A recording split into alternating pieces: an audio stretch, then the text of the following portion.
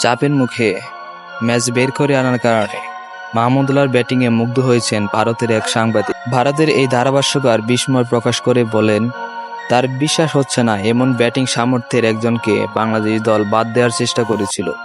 মাহমুদুল্লাহর পাশাপাশি তৌহিদ হৃদয়েরও প্রশংসা করেছেন তিনি। কথা বলেছেন লিটন দাসের রান তাড়ার কথা। তার আরেকটি পোস্টে উঠে এসেছে মাহমুদুল্লাহকে নিয়ে বিস্ময়।